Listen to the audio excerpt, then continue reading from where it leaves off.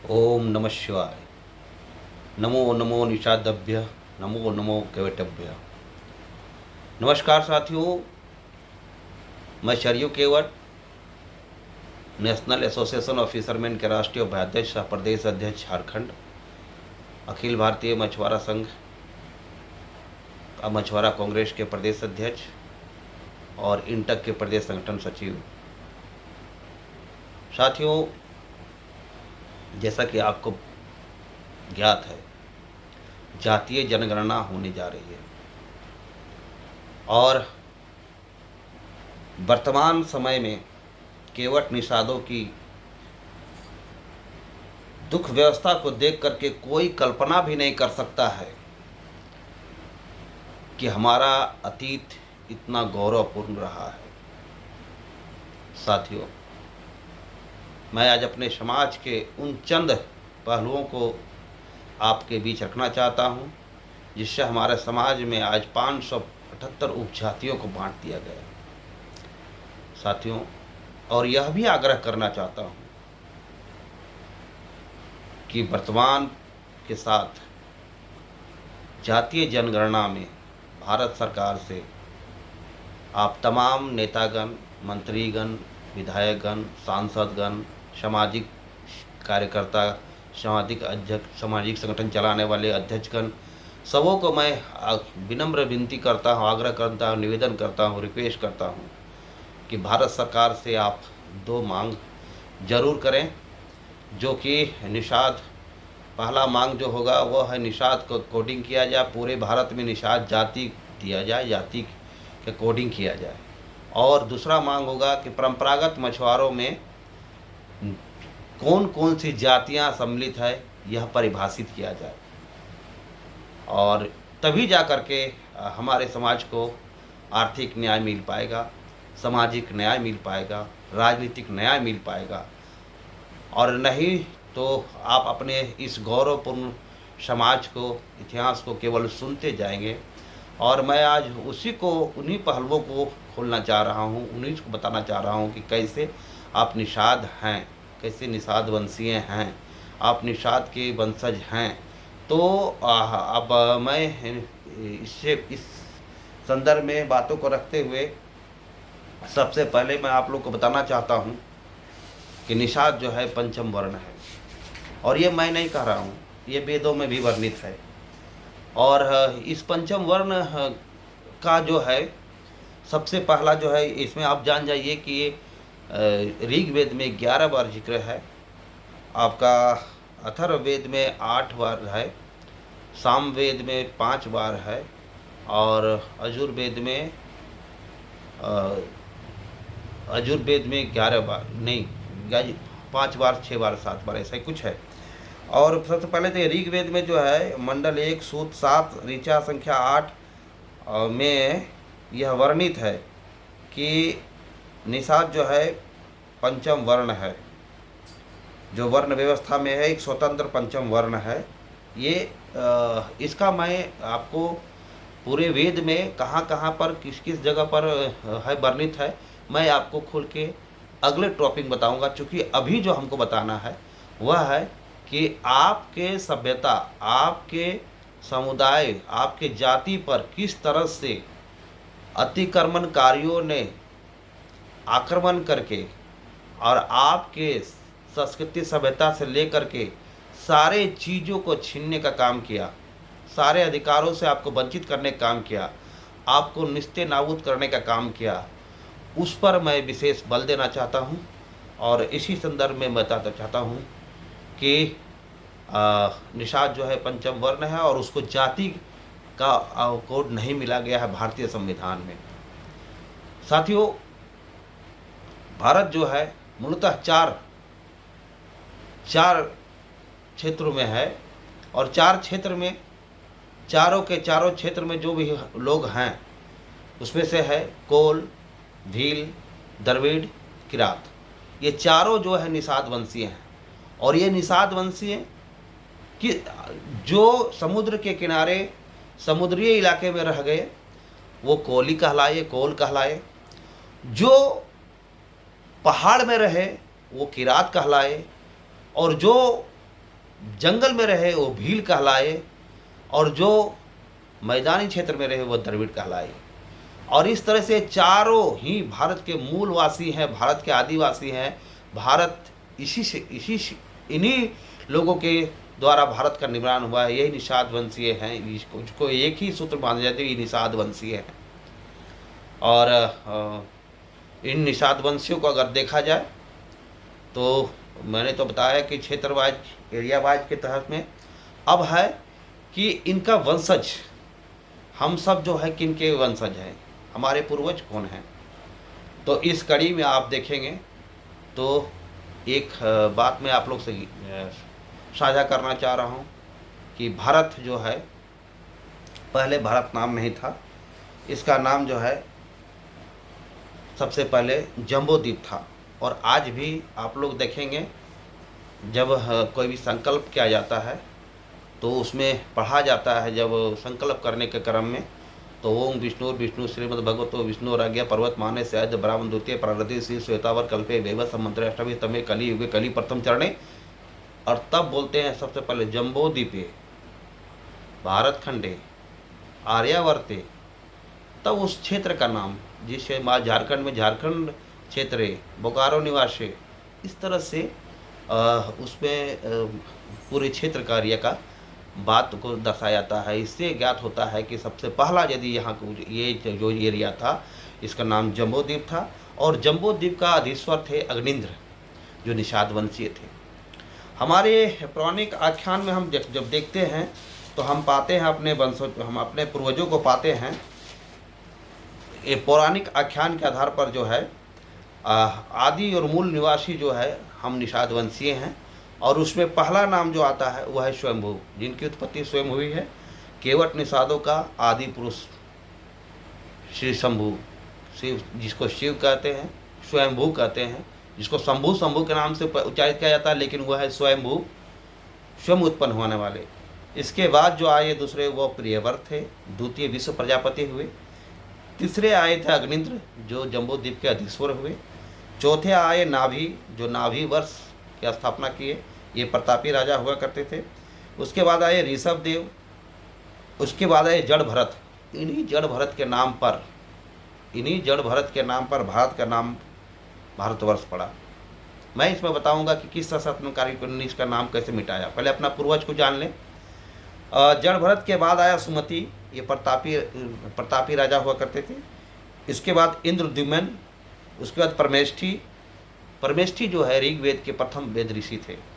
और परमेष्ठी के बाद प्रतिहार, फिर प्रतिहर्ता, फिर भुव, फिर उद्ग्रीव, फिर प्रस्त्रार, फिर पृथु, फिर नक्त, फिर गय, फिर नर, फिर विराट, फिर महावीर, फिर श्रीमान, फिर महान, फिर मनुस्थ, फिर त्वष्टा, फिर विरज, फिर रज, विसज्ञ ज्योति।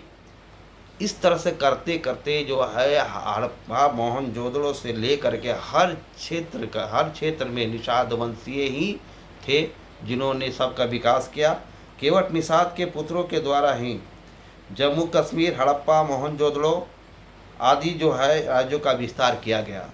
और इस तरह से चछासू आए।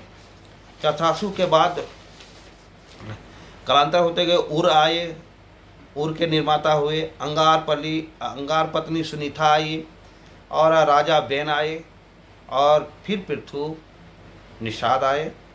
और अंततोगत्वा जो है संगम निषाद के 3 पुत्र हुए। संगम निषाद के 3 पुत्र में से प्रयागराज निषाद, तीरथ निषाद और ऋषि सिंगी निषाद, ये रामायण काल की है। प्रयागराज निषाद, सिंगी निषाद ये रामायण काल में है।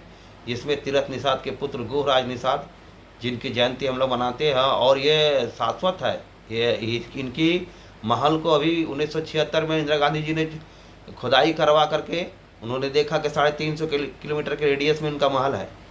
ये कोई काल्पनिक कहानी नहीं है, ये यथार्थ है। तो इस तरह से हम लोग पाते हैं कि हमारे पूर्वज जो है काफ़ी सबल और काफ़ी महान हुआ करते थे, और हम उनके वंशज। तो क्या हुआ कि इस स्थिति में हम लोग पहुंच गए।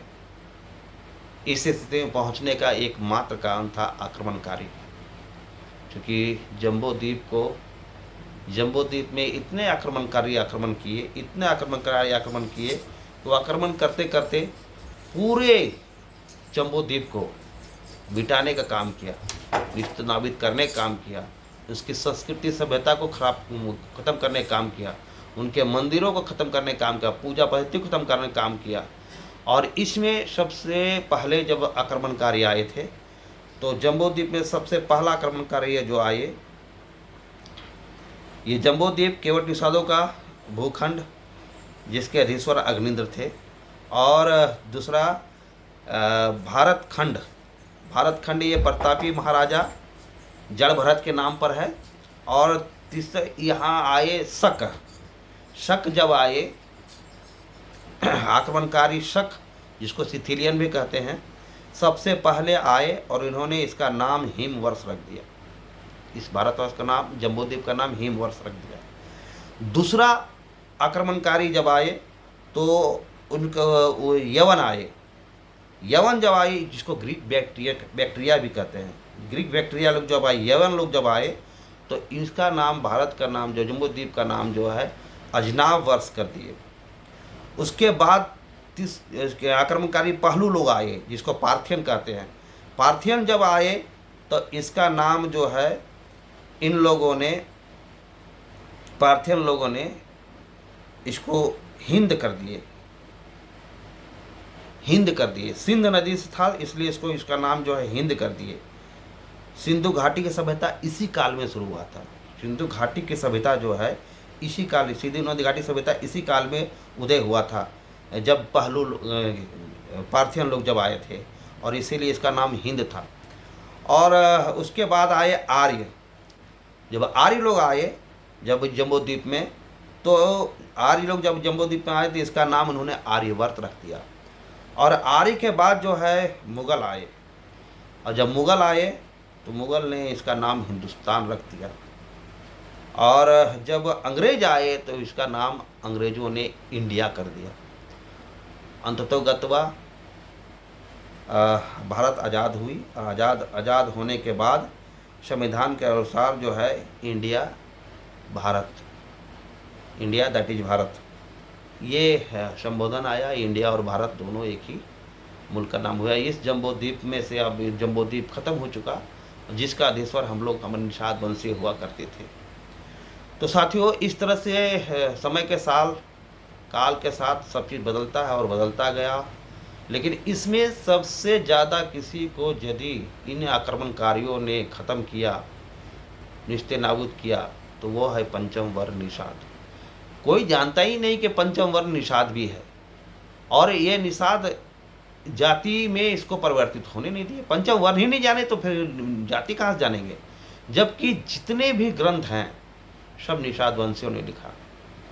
आप जिस धर्म की बात करते हैं उस धर्म में भी देखेंगे, जब वेद की रचना निषाद वंशियों ने किया, महाभारत की रचना निषाद वंशियों ने किया, रामायण की रचना निषाद वंशियों ने किया। आप कोई भी चीज़ उठा कर देखिए तो सब निषाद वंशियों का है, सब निषाद वंशियों के द्वारा रचित है।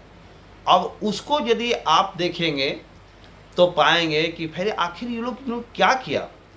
ये शक और यवन पहलू ये सब तो खैर ठीक है, लेकिन जब से आर्य लोग आए उन्होंने जो है यहाँ की संस्कृति सभ्यता को अपनाया, और अपना करके हमें जो है उससे दूर किया, हमें वंचित कर दिया।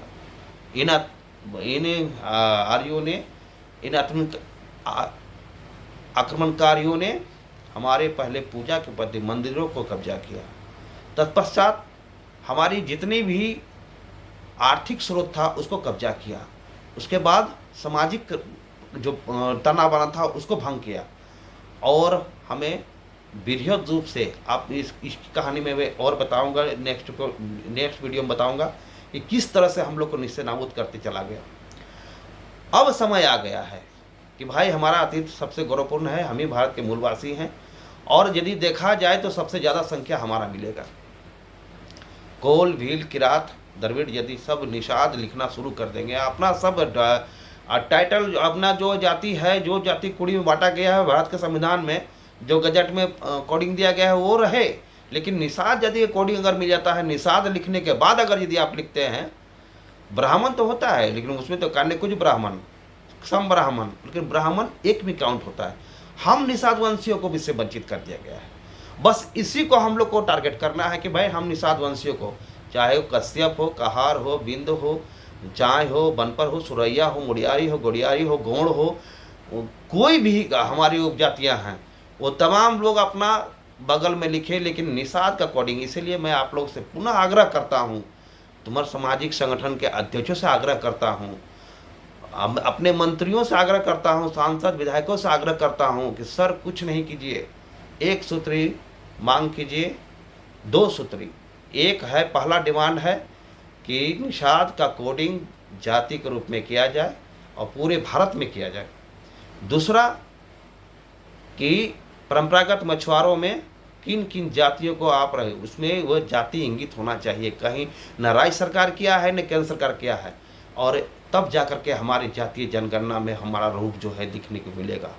और सबसे विराट रूप यदि मिलेगा तो वह निषाद वंशियों का मिलेगा। साथियों, यह वीडियो बनाने का दरकार मुझे नहीं था, लेकिन मैं समझा कि समाज का सिपाही हूँ, समाज के लिए मर मिटने के लिए काम करूँगा, और इसी के संदर्भ में जितना मैं समाज से संकलित किया हूँ उसी के तथ्य पर आधार पर आप लोग के बीच में रख रहा हूँ। साथियों, आप एक बात और जानिए कि आज अगर यदि आप नहीं इस पर गौर करेंगे तो आने वाला समय में केवट की संख्या 0.8%, मला की संख्या 2.6%। बिहार में अभी हाल ही में हुआ है, बिहार में जाति जनगणना हुआ तो हम लोग देखें, और जब जोड़े सबका तो मालूम चला कि 12.6% आ गया सबको जोड़ने पर। यदि यह निषाद जाति का कोड हुआ होता और सब निषाद लिखते, निषाद निषाद निषाद, जैसे ब्राह्मण लोग लिखते हैं, वैश्य लोग लिखते हैं, राजपूत लोग लिखते हैं, कुड़ियाँ तो सबका है, सब जाति में कुड़ियाँ हैं, सब जाति में है। लेकिन हमें निषाद वंशियों का जो है, निषाद जाति को, निषाद वंश, निषाद को जो है जाति का कोडिंग होने के बाद में आप अपना कोडी अपना लिख दीजिए, कोई आपत्ति नहीं। नहीं तो हमारी संख्या फिर तितिर बितिर मालूम चलेगा और हम कहीं के नहीं रहेंगे। पहले से ही वंचित हैं, पहले से आक्रमणकारियों ने हमें वंचित करके रखा है और हम अपने अधिकार से वंचित हैं। ना तो हमें सामाजिक न्याय मिला है, ना तो हमें राजनीतिक न्याय मिला है, ना तो हमें आर्थिक न्याय मिला है, ना तो हमें सांस्कृतिक न्याय मिला है। हमारी सारे न्याय को हम न्याय के लिए तड़प रहे हैं। आज यदि इस भारत, आज़ाद भारत में यदि कोई समाज अगर यदि आज मूल रूप से अगर देखा जाए, सच मायने में देखा जाए, तो वंचित समाज यदि कोई है तो वह निषाद वंशीय है, दूसरा कोई समाज नहीं है। सब समाज को कुछ न कुछ मिला है, सब समाज के लोग प्रगति करते गए हैं, लेकिन निषाद वंशीय जितना उपेक्षित हैं, जितना वंचित हैं, जितना इनको प्रताड़ित किया जा रहा है, उतना किसी समाज, इसलिए कि सब जानते हैं कि ये तो पूरा देश इन्हीं का था। ये सबको मालूम है कि गौरवपूर्ण देश, इन्होंने ही सब चीज़ लिखा है, इन्हीं के द्वारा सब चीज़ हुआ है। तो जिनका धरोधर था उस धरोधर को उन्होंने मिटाने का काम किया। तो साथियों, ज़्यादा लंबा वीडियो ना हो इसके लिए मैं क्रमबद्ध तरीके से लगातार आपके बीच आऊँगा और अब कंटिन्यू आप लोग के बीच में रहूँगा और तमाम चीज़ों के लिए। लेकिन अगर यदि आप लोग को लगे कि नहीं हमें और जानना है समाज के बारे में, तो मैं सब चीज़ एक एक करके बताता चला जाऊँगा कि कौन क्यों कहा गया है। अब केवट को क्यों केवट कहते हैं, तो के जले वर्तते तैसे भावा केवट रहा। केवट का मीनिंग है, के का मतलब जल होता है, वृत्त का मतलब परिधि होता है, तो जल के परिधि में जो कार्यों को संपादित करता है उसे केवट कहते हैं। तो ये इसी तरह से निषाद का भी उसका भी है, एक एक पन्ना का सारा चीज़ मैं बताऊंगा। उसी तरह से धीवर का है, उसी तरह से कैवर्तों का है, उसी तरह से आपका चाय का है, बनपर का है, मुड़ियारी का है, सारे का डेफिनेशन के साथ में विस्तार से मैं बताता चला जाऊंगा। लेकिन याद रहे, जातीय जनगणना होने जा रही है, इसमें चूक नहीं करना है। मैं अपने स्तर से प्रधानमंत्री को, किसी आयोग को नहीं, सीधे प्रधानमंत्री को लेटर लिखिए, प्रयास कीजिए। अगर जातीय कोड मिल जाता है तो हमारी संख्या सबसे ज़्यादा होगी, हमसे ज़्यादा कोई नहीं होगा, ये गांठ बांध लीजिए। अगर यदि नहीं हुई तो दुर्भाग्य होगा हम लोग के साथ में, तब हम लोग किसी एक जाति को, और इसी केवल आपाधापी की लड़ाई में हम लोग जो हैं आज सबसे ज़्यादा पिछड़े हुए हैं। केवल आपाधापी, केवट महान, तो कोई मलाह महान, तो कोई धीवर महान, तो कोई चाय महान, तो कोई माझी एकता, तो कोई कच्छप एकता, तो कोई कुछ, तो कोई कुछ। इस तरह से करके समाज को पूर्ण रूप से स्वयं हम लोग क्षतिग्रस्त कर रहे हैं।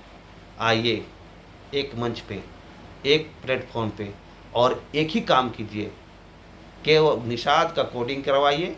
और आप जो भी हैं, कश्यप है, कहार है, बनपर है, सुरैया है, जो भी है अपना लिखिए ब्रैकेट में, लेकिन जाति जब होगा तो निषाद जाति। ये होने से कम हमारी संख्या नज़र आएगा लोगों को और हमें तमाम अधिकार, सामाजिक आर्थिक अधिकार जो है हम लोगों को मिल पाएगा।